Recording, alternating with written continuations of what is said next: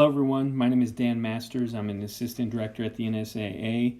Welcome to my attempt to teach you, the high school music director, how to completely and officially submit your district music contest entries. So you'll notice I'm starting at nsaahome.org, our homepage. This is where you will need to log in, similarly to if you work through your eligibility list sum that was due on February 20th. Click on the login button, top right corner, and then under ADs, coaches, and colleges, click here. Once you're there, select your school, and then from there you will type in your passcode. If you don't know your passcode, check in with your activities director or his or her office for that passcode. Once you are logged in, you'll have a screen appear like this. I'm a director with the test school guinea pigs. There's a welcome sign at the top. I want to scroll down, take you to the eligibility section.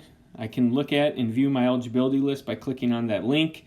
You'll notice IM, VM, instrumental, vocal eligibility, along with any other NSAA activities these students participate in. I'm going to go back home. So our eligibility list is done. It's past February 20th. Now it's time to work on the district music contest entry form. Under entry forms, click on the entry form blue button. First page will take you through the due date, March 20th of the current year. You'll notice for mine, I've been doing some other things. I have 6 entries already listed. If it's your first time logging in, you'll have 0. And I want to click on NSAA Online Form. My next window is very important. Here's the spot where I choose which of the 20 plus sites I am attending. If I don't know, I can simply see if my AD knows.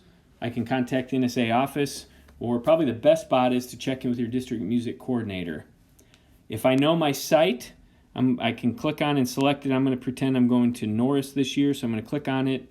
It's going to ask me if I'm for sure about that. I'm going to click OK. My next window, scrolling down, shows I am going to the Norris site. If you look back up at the top, again, a running list of my entries. And I want to show you this too under instructions. A nice set of documents that I can access, including a summary or a full version of my entries, and also a payment summary. I'll try to hit on that a little bit later. I'm going to exit this window for just a moment and go to the music manual. All of the instructions necessary to complete this form, this entry form, are found in the manual, page 8, outlined there, but also some other important pieces of information lie on page 10 and 11. Page 10 in the manual shows you how many entries you get based off your music classification. So that's an important piece. And then the rest of page 10 into 11 details how we define each of the entries. So solos defined, large ensembles, etc. Going back to my entry. I will input or edit my entries by clicking the red Click Here button. And this is where I'll do a lot of my work. Before I go any further, I want to take you down to 2 required sections. I need to, 1, select which class I am. That is important because that determines how many entries I get. If you do not know your music classification, check the back of the music manual where they're shown. The other thing I need to do is put in how many students I have entered into my entries. I know I have 7, so I'm going to leave it. So let's pretend I'm going to add some entries. I'm going to click on this drop-down box. Here is where I can select which category I want to work on. I'm going to start with the large instrumental ensembles. You'll notice band says 1 because I've already entered 1 band. I have 0 orchestra and 0 jazz band. I'm going to enter a jazz band, so I'm going to select that, add new jazz band. Okay, I'm going to select all these students to participate, click save, and I'm going to close this window, and you'll notice I had a jazz band added with my 7 students.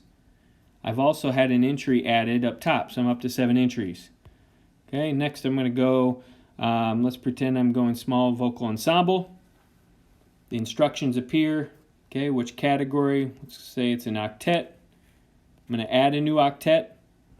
Actually, we can't do that, I only have 7 students, I forgot about that. Let's go sextet, add new sextet. I'm going to not select all, I'm going to select 6 of them. Click save. Oh, I got to put in my accompanist. Go back, forgot about that, my fault. Here's my accompanist. Select my 6 students again, click save, and there you go. Notice the number behind each name, that's their grade. I'm going to close, and you'll notice on this page now I have a sextet sextet added, all of my students' names, and then I've added an entry. So pretty easy, pretty simple. Again, as I need to add more, I just toggle through which category I need to do my work in. So let's go back to the online entry homepage. This is important. I want to note that if I was leaving to go teach class, I can log out. I can go back to this homepage, and when I log back in, I can go back in and continue working on this form, as long as I save it each time. For example purposes, we're going to pretend I'm done. My 8 entries is all I'm going to have. Once I know I'm done, I'm going to verify over here on the left side. I'm going to submit my final entry. In order for you to know whether or not your entries were officially submitted, after you press that button, you will have a screen appear that shows the date and time stamp of the entry. It'll also show you who to send the fees to and who to make the check payable to. And I can get summaries of what I submitted. Here's my payment summary. Okay, it breaks down all my fees, how much I owe, and who I pay it to at the bottom. Pretty handy. Let's go back. Again, all my pertinent information. One thing I need to add, if you're submitting this before March 20th, and let's say you have a soloist that ends up not wanting to participate, can't participate, you are able to contact me and I can unlock your form to substitute somebody in.